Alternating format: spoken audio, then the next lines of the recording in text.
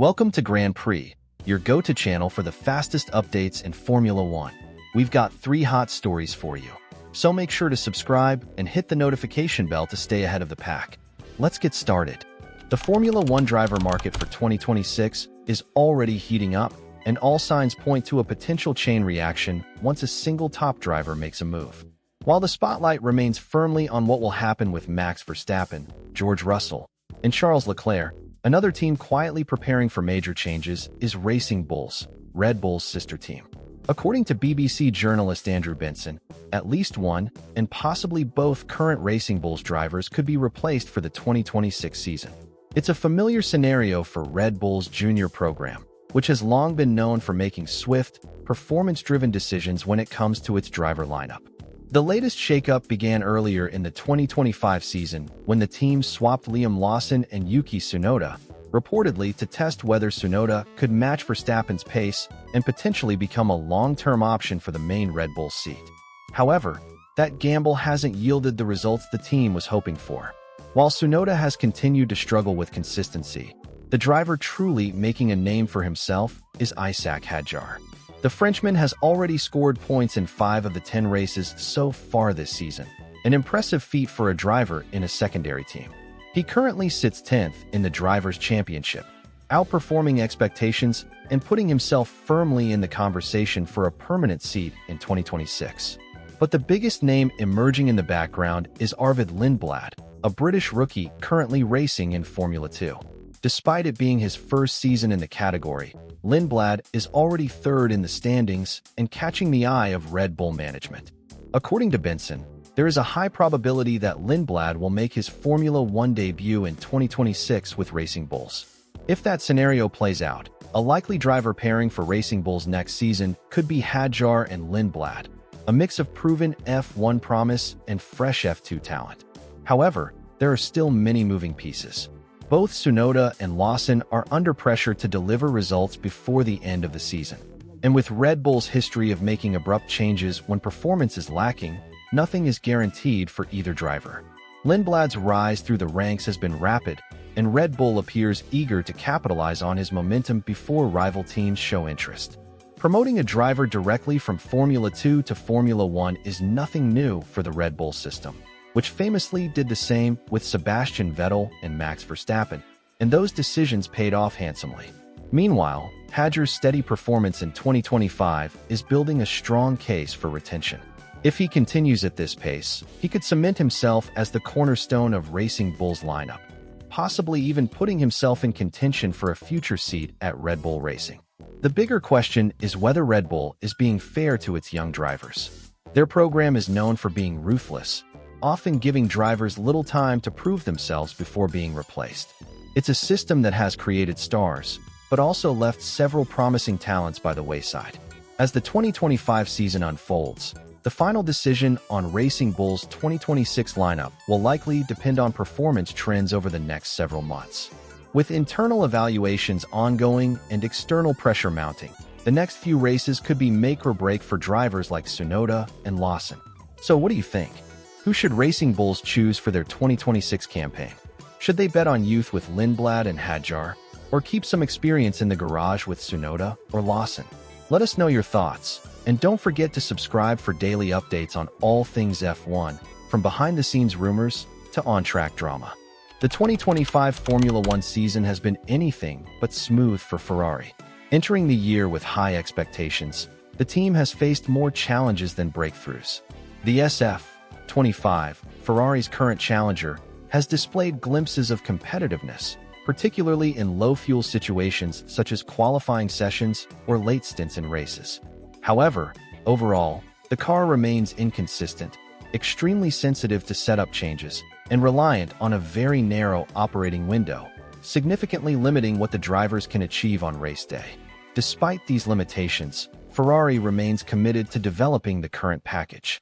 That decision alone speaks volumes about the confidence the team still has in the SF25's core concept. A new upgrade package is set to debut at this weekend's Austrian Grand Prix. The main objective? To reduce the car's dependency on a driving technique known as lift and coast.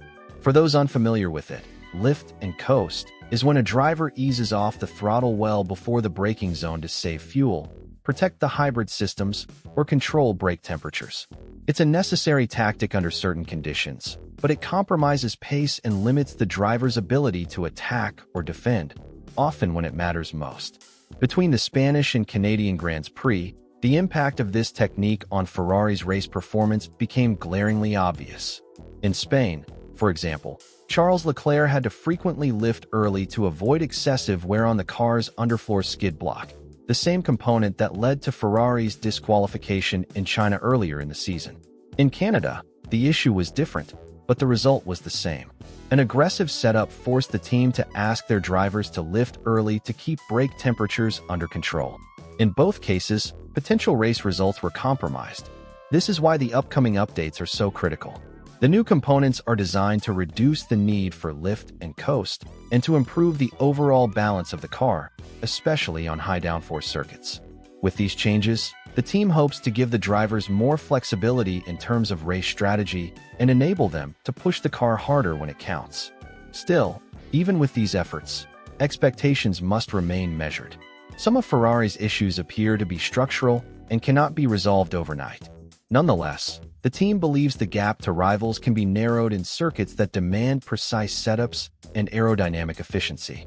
Meanwhile, behind the scenes, Ferrari has already started to shift some of its attention to the 2026 regulations. Development of the current car in the wind tunnel will be halted this June, allowing engineers to fully dedicate the facility to the all-new car architecture required for the next generation of F1 machinery.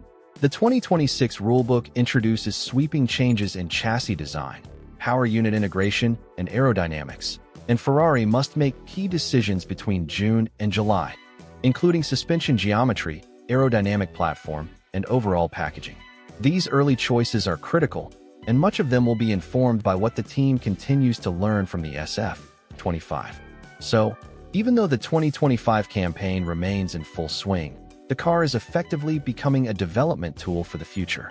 The challenge now is to find a balance.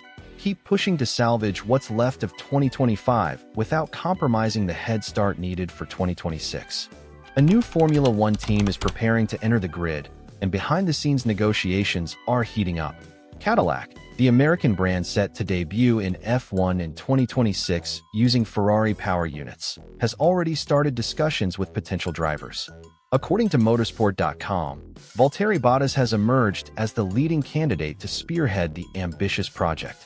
Top representatives from Cadillac are scheduled to meet with several driver candidates during the British Grand Prix weekend at Silverstone. The team's goal is to confirm and announce their first driver in the coming weeks, aiming to establish a solid foundation before 2026 testing begins. Bottas, who was released by Sauber at the end of 2024, has expressed his desire to return to the F1 grid. Recently, he has hinted at potential negotiations through subtle posts on social media, including a video in which he is seen driving a Cadillac. In the clip, he comments on the car's two seats and casually points out that both are currently free, a statement that many interpret as a not-so-subtle nod to Cadillac's upcoming F1 debut. While Bottas stands out as the leading candidate, he is not the only name under serious consideration. Brazilian driver Felipe Drugovich is also in the mix. Drugovich has been a reserve driver for Aston Martin for 3 seasons and is reportedly eager to secure a full-time race seat. According to insiders in the paddock, he has turned down offers from other racing series to remain focused on breaking into F1. His persistence and consistent presence in the sport's inner circles have made him a favorite, particularly if Cadillac chooses to pair an experienced driver with a rising talent. In fact, this scenario, a veteran and a young driver, seems to be Cadillac's most likely strategy. Bottas would bring crucial race experience, technical knowledge, and leadership to a brand new team, while Drugovich represents youthful energy and long-term potential. The Bottas-Drugovich pairing would strike a balance between stability and future development, giving Cadillac a versatile and marketable driver lineup. However, there's still the possibility that Cadillac could opt for a duo composed entirely of veterans. In that case, Bottas and Sergio Perez could end up sharing the garage. Perez, who left Red Bull at the end of 2024, has been linked to various teams, including Cadillac, but his absence from the paddock in recent months has reportedly weakened his chances. Still, his experience, particularly in managing race strategies and high-pressure scenarios, could be valuable for a debuting team like Cadillac. Ultimately, the direction Cadillac chooses will reveal much about their vision for the future. Do they want to hit the ground running with a pair of proven race winners? Or would they prefer a mix of experience and fresh blood to build a long-term project? Either way, the team has clearly set its sights high, and their debut is shaping up to be one of the most intriguing stories leading into the 2026 season. The choice for the first driver is expected to be finalized soon, possibly before the end of July. Discussions regarding the second seat, however, are expected to continue until at least September, giving Cadillac time to evaluate how various options align with their strategic goals. With names like Bottas, Drugovich, and Perez in the conversation, it's clear that Cadillac is aiming to be more than just another new team on the grid. They want to be competitive from the outset, and the caliber of drivers they are pursuing reflects that ambition.